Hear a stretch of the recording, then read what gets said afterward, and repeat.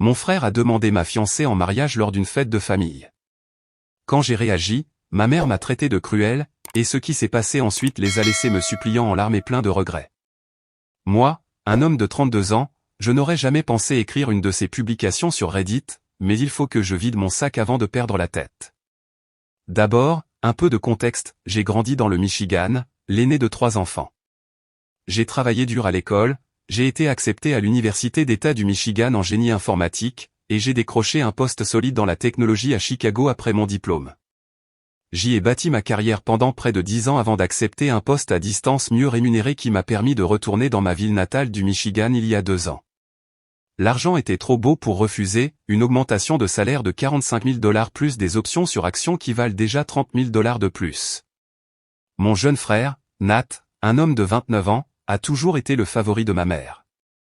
Et pas de manière subtile, non plus. Elle est flagrante à ce sujet. Alors que j'ai dû faire des petits boulots d'été pour m'offrir ma première voiture, Nat a reçu la sienne pour son 18e anniversaire. Quand j'ai eu besoin d'aide pour mes frais de scolarité, j'ai eu droit à des leçons sur la responsabilité financière. Quand Nat a voulu créer une entreprise, un camion-restaurant vendant des tacos hors de prix qui a échoué de manière spectaculaire en 8 mois et a coûté $85 000 à mes parents ont vidé leurs économies pour la financer. Le schéma s'est établi très tôt. Quand nous étions enfants, j'étais puni pour avoir laissé mon vélo sous la pluie. Quand Nat a encastré son vélo dans le jardin de notre voisin et a détruit pour $500 de plantes exotiques, ma mère a accusé le voisin de les avoir plantées trop près du trottoir. Je me souviens encore d'elle signant ce chèque avec une expression de martyr, puis emmenant Nat prendre une glace ensuite pour lui remonter le moral après le traumatisme. Ne vous méprenez pas, j'ai bâti ma propre vie et j'ai bien réussi, un architecte logiciel senior gagnant un salaire à 6 chiffres avec un joli condominium. J'ai laissé la plupart des absurdités familiales derrière moi. Ma sœur, Caddy, une femme de 27 ans, comprend. C'est une infirmière qui a payé ses propres études tout en subissant le même favoritisme que moi. Elle faisait des gardes de nuit dans un restaurant ouvert 24 heures sur 24 pendant ses études d'infirmière, rentrant à la maison pour étudier à 4 heures du matin pendant que Nat se remettait de ses soirées dans le sous-sol de nos parents. Caddy et moi avons un appel vidéo mensuel fixe pour nous plaindre des drames familiaux. Ces sessions se terminent généralement par des paris sur la prochaine décision catastrophique de Nat. Le mois dernier, j'ai gagné $50 en prédisant qu'il essaierait de devenir un des traders après avoir regardé une vidéo YouTube à ce sujet. Il a perdu $3 000 en 2 jours. Mon meilleur ami, Derek, un homme de 32 ans, est à mes côtés depuis que nous avons 12 ans. Nous nous sommes rencontrés au collège quand il a dénoncé un professeur qui m'avait mis en retenue pour quelque chose que je n'avais pas fait. Derek avait remarqué que c'était en fait Nat qui avait lancé des avions en papier mais qui m'avait accusé quand il s'était fait prendre. Derek s'est levé, a pointé Nat du doigt et a dit « C'était ce gamin. Brody le couvre juste parce que c'est ce qu'il fait toujours. » Derek a aussi eu une retenue, mais nous sommes inséparables depuis. Derek a ce sarcasme acéré qui tranche les absurdités plus vite que n'importe quoi. Il travaille comme ingénieur mécanique pour un sous-traitant de la défense et n'hésite jamais à souligner quand quelqu'un est idiot, surtout quand il s'agit de ma famille. Il me dit depuis des années que je devrais arrêter d'essayer de gagner l'approbation de mes parents. J'aurais dû l'écouter plus tôt. Derek me retrouve pour jouer au basket tous les samedis matins, où nous anéantissons des étudiants qui ont la moitié de notre âge par pure stratégie et coup bas. Il appelle ça le basket de vieux, moins de tirs en suspension, plus de coudes et de provocations verbales. La vraie compétition est notre débat d'après-match pour savoir laquelle de nos familles est la plus dysfonctionnelle. Son père est parti quand il avait 8 ans, et sa mère a enchaîné les petits amis comme des garde-robes saisonnières, donc c'est généralement un concours serré. Environ 1 an après mon retour, j'ai rencontré Allison, une femme de 30 ans, lors d'un rassemblement technologique local en centre-ville. Elle présentait des stratégies de marketing numérique pour les clients interentreprises. Intelligente comme tout, ne se laisse faire par personne, et a un sens de l'humour pince sans rire qui me tue. Elle a fait 3 références parfaites à Star Wars pendant sa présentation, alors je devais me présenter après. Le courant est passé immédiatement. 6 mois plus tard, les choses sont devenues sérieuses.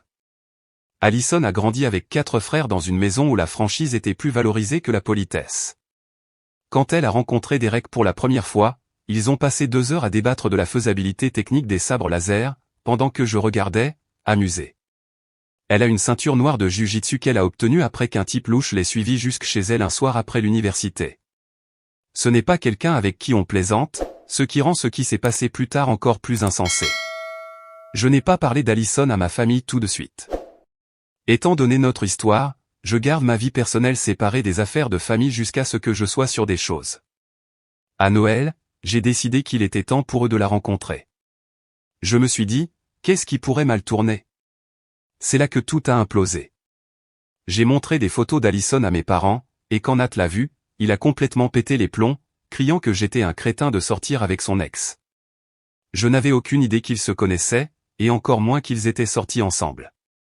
Apparemment, Nat et Alison avaient eu quelques rendez-vous sans lendemain 3 mois avant que je la rencontre.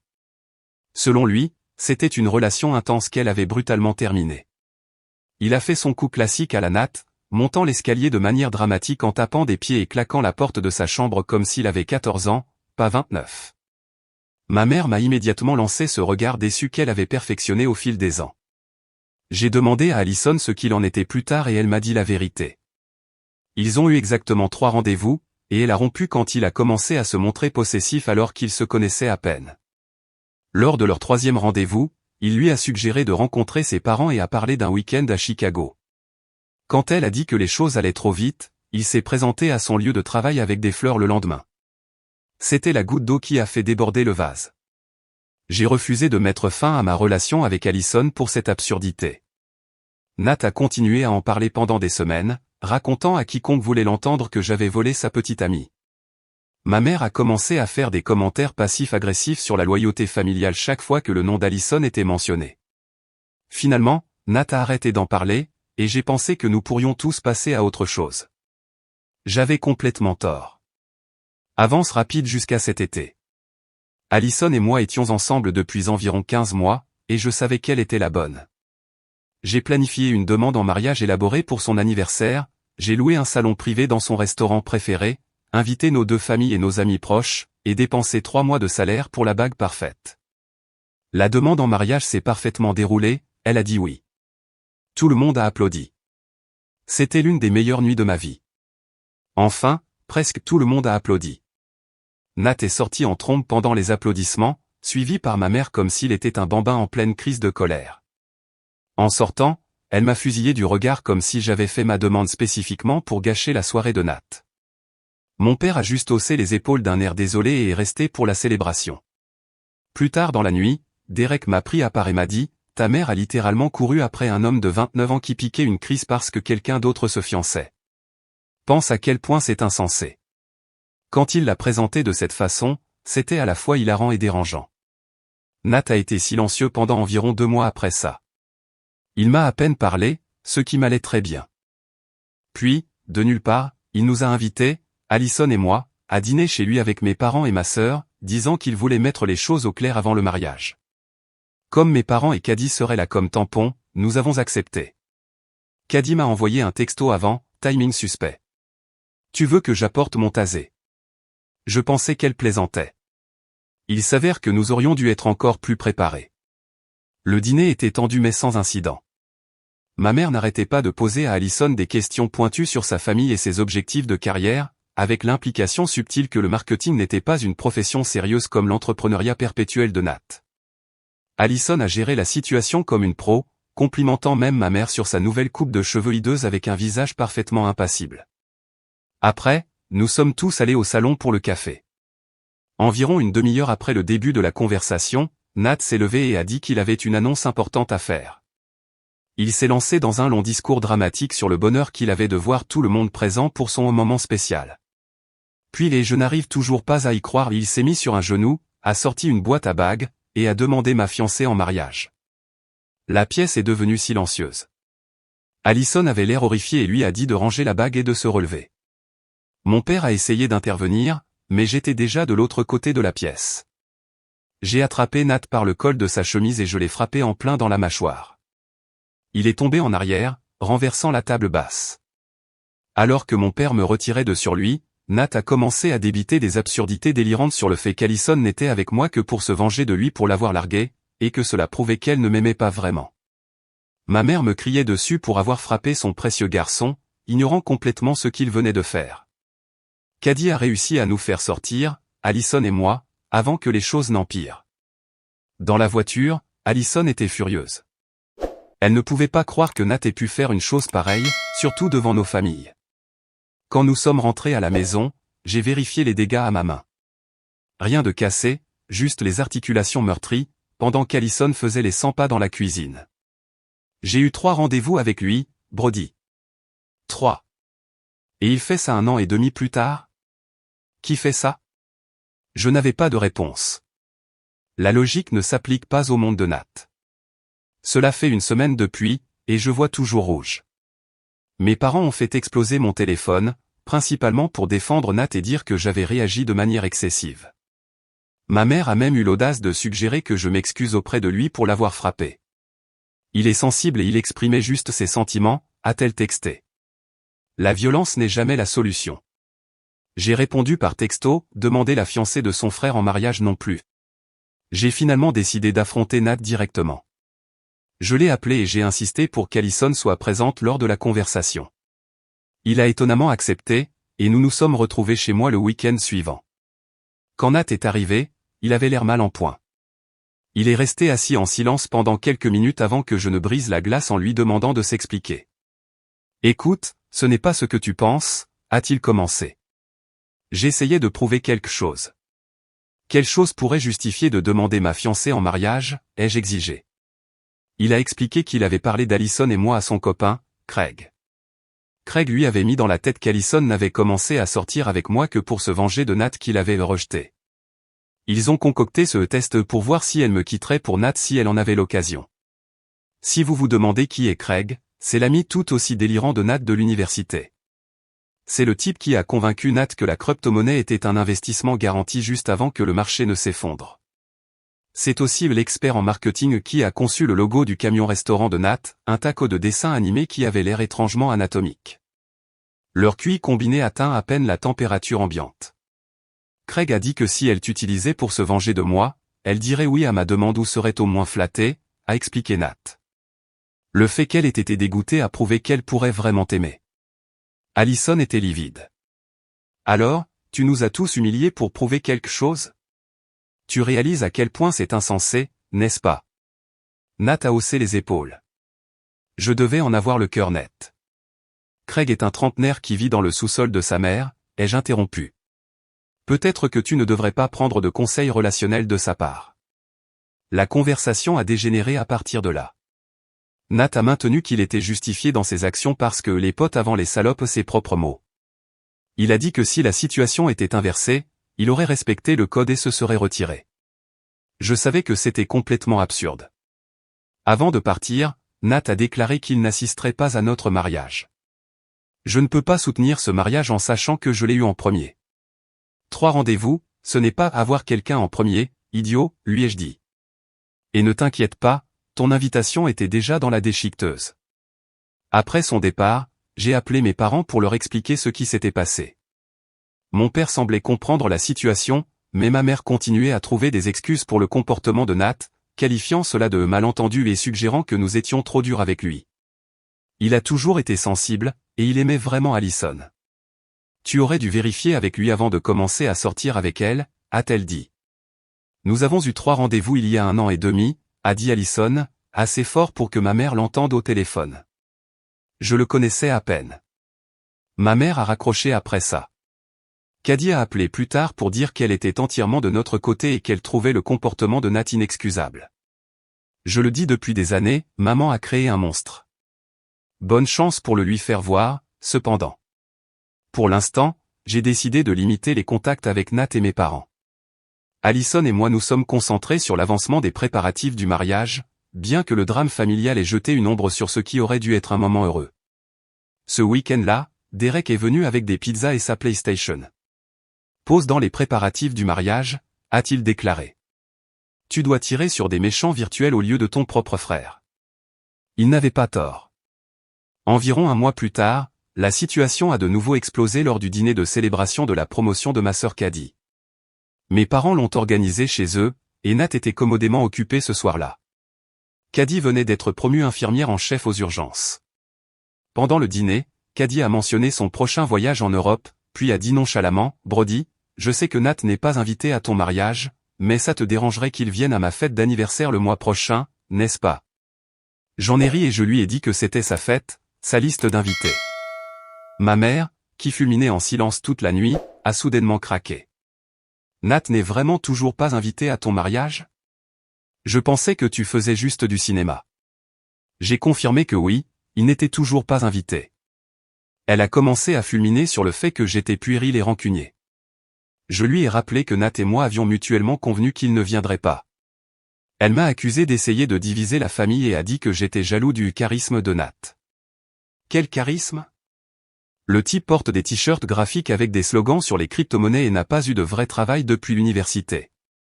Son idée d'une conversation spirituelle est de citer les podcasts de Joe Rogan. Mais aux yeux de ma mère, il est un mélange de George Clooney et d'Elon Musk. J'ai mordu ma langue et lui ai dit que ce n'était ni le moment ni le lieu pour en discuter. Nous étions là pour célébrer Caddy. Ma mère est partie en trombe dans la cuisine, et le reste de la soirée a été d'un silence gênant. Mon père a tenté de sauver la soirée en posant à Caddy des questions détaillées sur son nouveau rôle, mais le mal était fait. 3 jours plus tard, ma mère s'est présentée chez moi à l'improviste. Allison travaillait à domicile, et je venais de rentrer d'une réunion. Maman est entrée en trombe sans attendre d'invitation et a exigé que nous réglions cette situation avec Nat une fois pour toutes. Elle s'est lancée dans une leçon bizarre sur le fait que je devrais être assez sûr de ma relation pour ne pas m'inquiéter de la blague inoffensive de Nat, ses mots pour la demande en mariage. Elle a dit que le désinvité était cruel et mesquin et que je devais être le plus intelligent des deux. Je lui ai répété que Nat et moi avions tous deux convenu qu'il ne devait pas venir. Si elle avait un problème avec ça, elle devrait lui en parler. Cela a conduit à une dispute où elle a finalement lâché la bombe. Si Nat n'est pas le bienvenu, alors je ne viendrai pas non plus. C'est ton choix, ai-je répondu calmement. Je ne vais pas te supplier d'être à mon mariage. Elle a eu l'air choquée, comme si elle s'attendait à ce que je cède immédiatement. Tu serais vraiment d'accord pour que ta mère manque ton mariage? Ce ne serait pas le premier événement important de ma vie que tu manques à cause de Nat, n'est-ce pas? Ça a fait mouche. Elle avait manqué ma remise de diplôme universitaire parce que Nat avait un léger rhume. Elle a manqué ma première cérémonie de remise de prix professionnel parce que c'était le même soir que la représentation de théâtre communautaire de Nat. Il jouait l'arbre numéro 3 et n'avait aucune réplique. Elle m'a traité de cruel et est sortie en trombe. En quelques heures, mon téléphone a explosé de textos et d'appels de sa famille, tante, oncle, cousin, tous me disant que j'étais déraisonnable et que je devais respecter ma mère. Mon père a appelé en privé plus tard dans la soirée. Fils, je pense que ta mère a tort sur ce coup. Nat a dépassé les bornes, et les actions ont des conséquences. Je serai à ton mariage, peu importe ce qu'elle décide. C'était la première fois que mon père était ouvertement en désaccord avec ma mère au sujet de Nat. J'étais sincèrement surpris. Peut-être qu'il commençait enfin à montrer un peu de fermeté après 35 ans de mariage. Pendant ce temps, Nat a commencé à poster des mises à jour énigmatiques sur les réseaux sociaux sur la trahison familiale et le sang ne signifie plus rien. Ma mère commentait des choses de soutien sur toutes ses publications, alimentant davantage le drame. Il a même créé une playlist publique intitulée Chansons pour les traîtres qui était principalement composée de morceaux et mots plaintifs de 2005. Allison était prise entre deux feux. Ma mère lui envoyait des textos directement, essayant de la culpabiliser pour qu'elle me convainque de changer d'avis. Quand Allison n'a pas répondu, ma mère a commencé à répandre des rumeurs selon lesquelles Allison me contrôlait et me montait contre ma famille. Pour l'instant, la plupart de la famille de ma mère boycottait le mariage, tandis que la famille de mon père prévoyait toujours de venir. Caddy a réaffirmé qu'elle viendrait quel que soit le drame. Nous avons décidé de réduire la taille du mariage puisque notre liste d'invités avait été réduite de près de moitié. Le bon côté des choses, nous avons économisé près de 15 000 $ sur le lieu et le traiteur, que nous avons utilisé pour une plus belle lune de miel en Nouvelle-Zélande. 2 semaines après le début du boycott du mariage, ma mère s'est de nouveau présentée chez nous à l'improviste. Allison m'a envoyé un texto au travail, disant que ma mère était à la porte et demandait à parler. J'ai dit à Allison que je serais à la maison dans 20 minutes et de la laisser entrer si elle se sentait à l'aise de le faire. Quand je suis arrivé, elles étaient assises à la table de la salle à manger. Ma mère avait à peine touché le café qu'Allison lui avait préparé. La tension dans la pièce était palpable. Ma mère a commencé avec ce qui semblait être une branche d'olivier. J'ai réfléchi à tout, et je veux mettre les choses au clair. La famille est trop importante pour laisser cela nous séparer. Pendant un bref instant, j'ai cru qu'elle pourrait vraiment s'excuser. Au lieu de cela, elle s'est tournée vers Allison et a dit « J'espérais te trouver seul aujourd'hui. Je pense que sans l'influence de Brody, tu verrais la raison dans cette situation avec Nat. » Allison a répondu calmement « Avec tout le respect que je vous dois, je ne discuterai pas de cela sans la présence de Brody. Cela concerne son frère et sa famille. » Le visage de ma mère s'est assombri. « Alors, tu as besoin de permission pour parler maintenant? Je pensais que tu étais censée être indépendante. » J'ai intervenu. « Maman, ça suffit. Si tu es venue ici pour insulter Allison, tu peux partir tout de suite. » Elle m'a ignoré et a continué à s'adresser à Allison. « Tu sais, avant que tu n'arrives, notre famille allait parfaitement bien. Maintenant, soudainement, Brody pense qu'il est trop bien pour nous. Je me demande d'où il a eu cette idée. » Avant que je n'arrive, a répondu Allison avec une retenue impressionnante, Brody était déjà un professionnel accompli qui avait bâti sa propre vie malgré, et non grâce à, le soutien de sa famille. Allison s'est levée. « Je pense que vous devriez partir. Nous pourrons parler quand tout le monde sera plus calme. » C'est là que ma mère a complètement perdu la tête. Alors qu'Allison se dirigeait vers la porte, ma mère l'a attrapée par les cheveux et l'a tirée en arrière.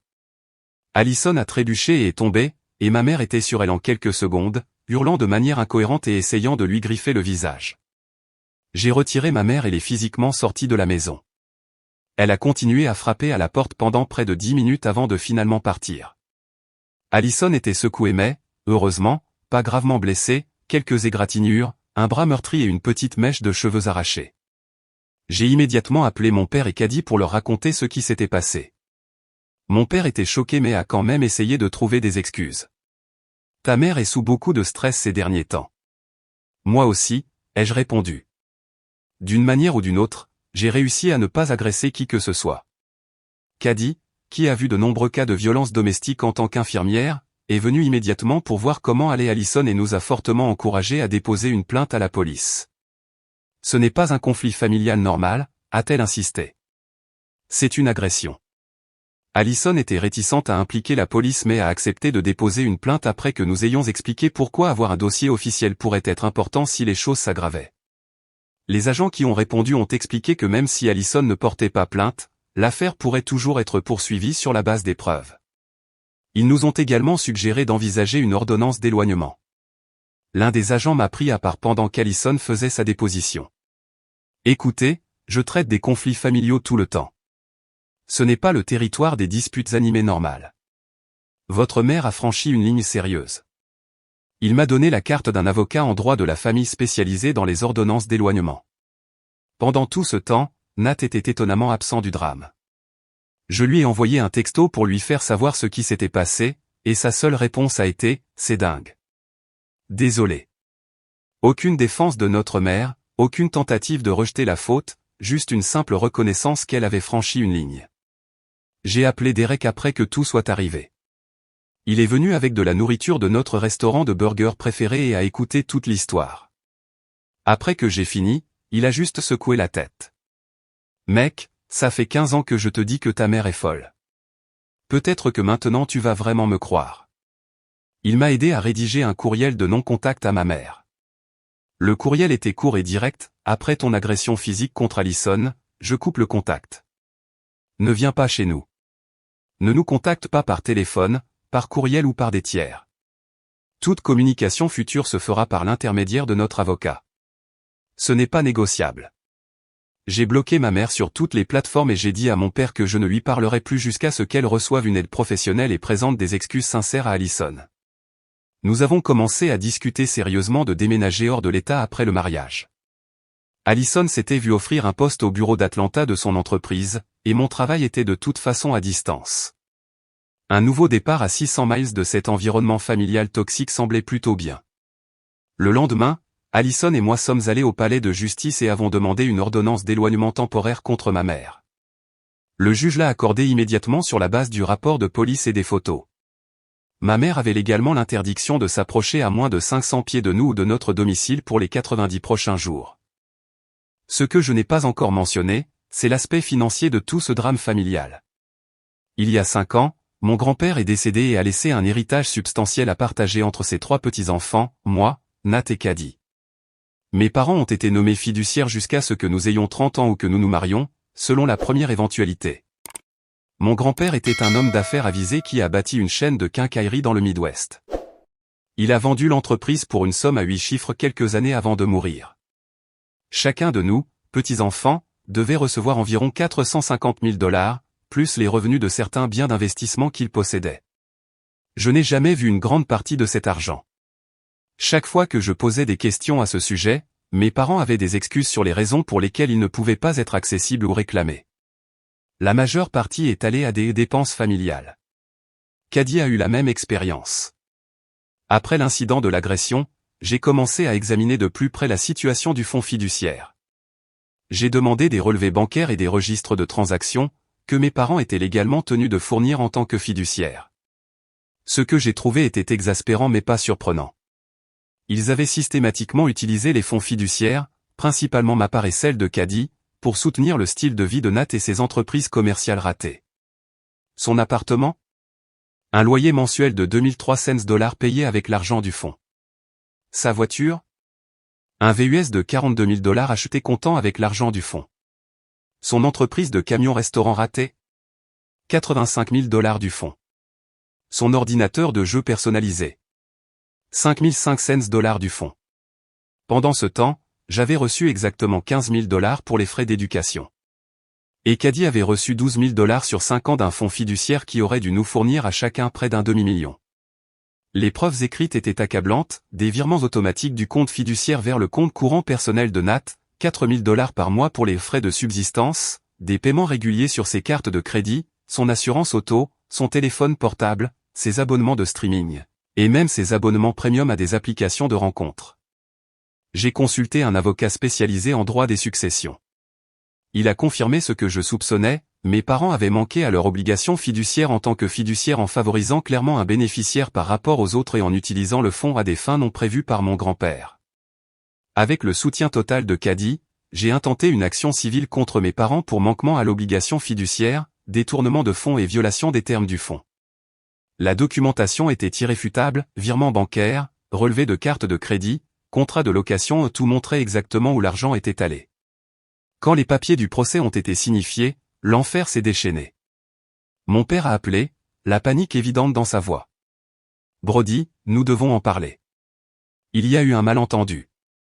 Les relevés bancaires sont assez clairs, papa, ai-je répondu. Pas de malentendu. Ma mère a soudainement pris la ligne, douce comme du miel.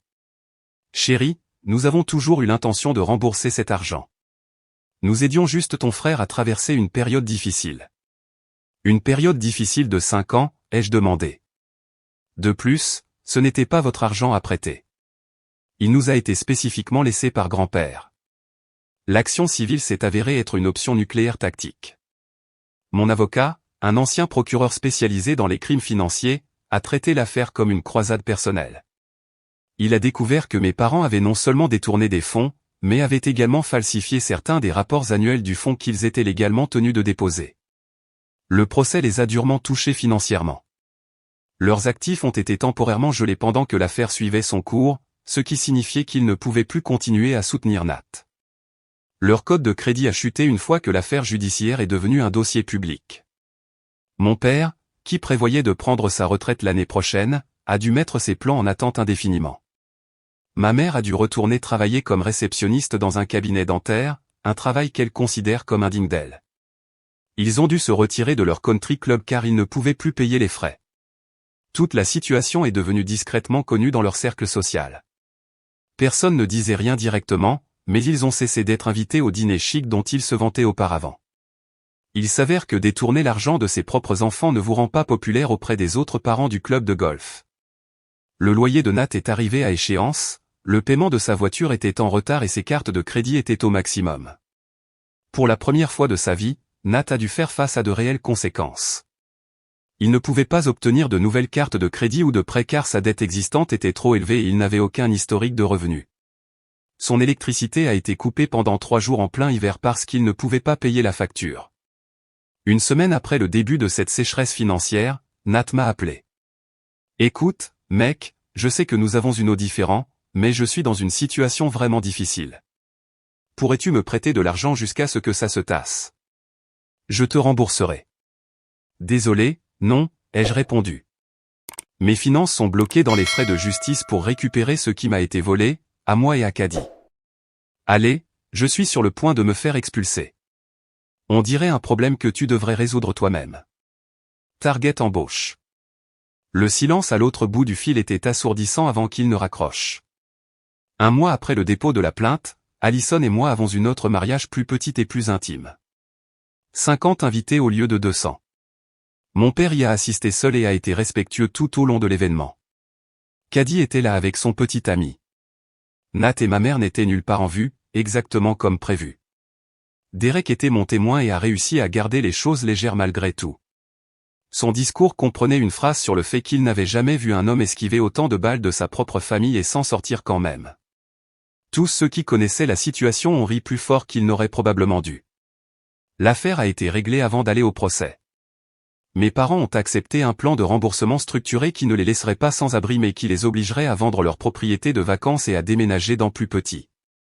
Leur maison au bord du lac dans le nord du Michigan s'est vendue moins cher qu'ils ne l'avaient payée.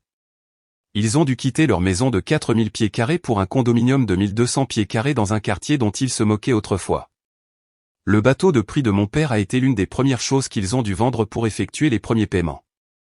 Les fonds fiduciaires restants ont été placés sous le contrôle d'un fiduciaire tiers neutre avec des directives de distribution strictes. Selon le nouvel arrangement, je recevrais ma part entière immédiatement puisque j'avais plus de 30 ans et que j'étais marié. Caddy recevrait la sienne quand elle aurait 30 ans dans quelques années. La part de Nat resterait en fiducie jusqu'à ce qu'il ait 30 ans ou qu'il prouve un emploi légitime pendant au moins 12 mois consécutifs. Nat était furieux quand il a découvert qu'il n'aurait pas un accès immédiat à sa part de l'héritage. Cet argent m'appartient de droit, m'a-t-il texté. Un tiers, ai-je répondu. Et tu l'auras selon les termes originaux du testament de grand-père, pour l'éducation, des plans d'affaires légitimes avec supervision, ou quand tu auras 30 ans. Plus de chèque en blanc.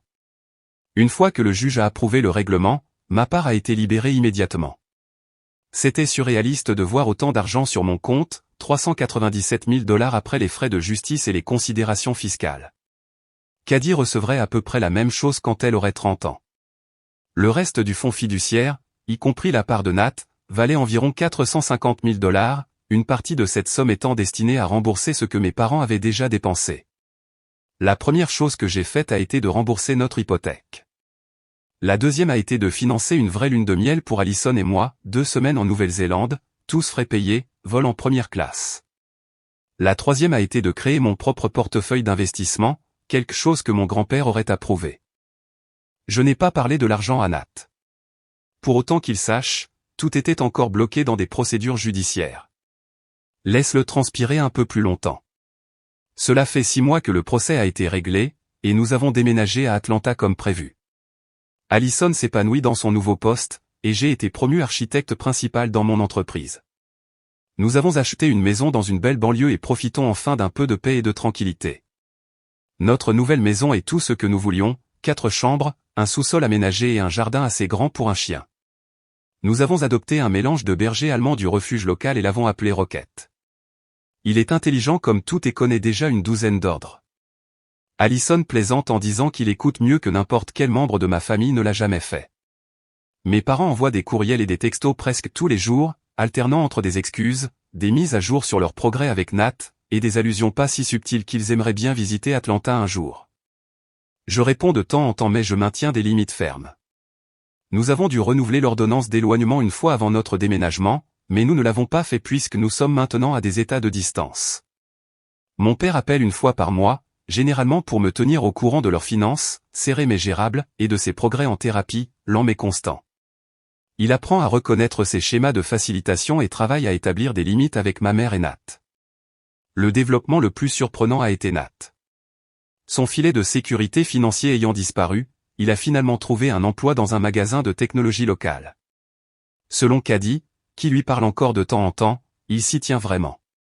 Travailler des heures régulières et gagner son propre argent semble changer sa perspective. Le mois dernier, il m'a envoyé un courriel qui m'a pris par surprise. J'ai réfléchi à tout. Cette histoire de demande en mariage était dingue. Je le vois maintenant. Ce n'était même pas à propos d'Allison. J'étais juste jaloux que tu aies ta vie en ordre alors que j'étais un vrai gâchis. Maman et papa m'ont rendu les choses beaucoup trop faciles pour être un raté, et j'en ai profité. C'est de ma faute. Je ne demande pas le pardon. Je voulais juste que tu saches que les choses ont l'air différentes quand on ne vit pas dans un monde imaginaire. Travailler des heures réelles pour des salaires réels a été une révélation. Dis à Allison que je suis désolé d'avoir été un crétin. Vous ne méritiez rien de tout ça. Je n'ai pas répondu immédiatement. J'avais besoin de temps pour digérer. Après en avoir discuté avec Allison, j'ai envoyé une brève réponse, merci pour les excuses. Ça signifie quelque chose. Bonne chance avec le travail. La semaine dernière, j'ai reçu un colis de ma ville natale. À l'intérieur, il y avait un chèque de 5 cents avec une note, premier versement sur ce que je te dois. Pas grand-chose, mais c'est un début. Le montant était risible par rapport à ce qui avait été pris de mon fonds fiduciaire, mais le geste ne m'a pas échappé. C'était la première fois de sa vie que Nat prenait réellement la responsabilité de quoi que ce soit. Ma mère ne comprend toujours pas. Son dernier courriel incluait la ligne « Je ne comprends pas pourquoi tu nous punis encore alors que Nat est clairement passé à autre chose. » Elle ne réalise pas que cela n'a jamais été une question de punition. C'était une question de responsabilité. Elle continue d'envoyer des courriels passifs-agressifs. Le mois dernier, elle a envoyé un long courriel sur le fait que tout le monde fait des erreurs et que les vraies familles se pardonnent mutuellement. Je l'ai transféré à Derek, qui a répondu avec un seul GIF d'un homme jouant du plus petit violon du monde. Mon père semble se ressaisir lentement. Il a commencé une thérapie et m'a récemment envoyé un courriel reconnaissant son rôle dans la facilitation de Nat et sa négligence envers moi et Caddy. J'ai été un lâche, a-t-il écrit. C'était plus facile de céder à ta mère et à Nat que de défendre ce qui était juste. Je t'ai manqué en tant que père, et j'essaie d'être meilleur. Caddy nous rend visite à Atlanta tous les quelques mois. Elle est maintenant fiancée et prévoit un mariage à destination à Hawaï l'année prochaine. Elle a invité Nat mais pas nos parents. C'est son choix, et je le respecte. Elle et sa fiancée, une chirurgienne pédiatrique qu'elle a rencontrée à l'hôpital, cherchent des maisons près de chez nous à Atlanta. L'idée d'avoir ma sœur à nouveau près de moi me donne l'impression de retrouver quelque chose que j'ai perdu il y a des années. L'héritage de mon grand-père a complètement changé notre paysage financier. Allison et moi avons créé des fonds d'études pour nos futurs enfants et investi dans une propriété de vacances dans les montagnes de Caroline du Nord. Nous sommes prudents avec l'argent, pas de voiture de luxe ni de vêtements de créateur, mais c'est un énorme soulagement d'avoir ce coussin financier. Quant à Allison et moi, nous allons mieux que jamais. La distance avec le drame de ma famille a été curative pour nous deux. Nous parlons de fonder une famille bientôt, selon nos propres termes, dans notre nouvelle vie paisible. Derek vient nous rendre visite environ une fois par mois. Il a trouvé un travail qui l'oblige à voyager régulièrement dans le sud-est et prend toujours le temps de s'installer chez nous. Lui et Allison s'entendent très bien, principalement parce qu'ils aiment tous les deux me taquiner. La dernière fois qu'il est venu, il a regardé notre nouvelle maison, a hoché la tête avec approbation et a dit « Tu sais quelle est la meilleure partie de cet endroit ? C'est trop loin pour que ta mère passe à l'improviste. » Il n'a pas tort. Parfois, je pense à la façon dont cette demande en mariage insensée à l'appartement de Nat a déclenché cette chaîne d'événements qui a finalement conduit tout le monde dans ma famille à faire face à la réalité pour la première fois. Ma mère a perdu son contrôle. Mon père a trouvé sa fermeté. Nat a eu une dose de la vraie vie. Et j'ai finalement arrêté de chercher l'approbation de gens qui n'allaient jamais la donner librement. Ce n'était pas le chemin que j'attendais, mais je suis enfin libéré du drame familial.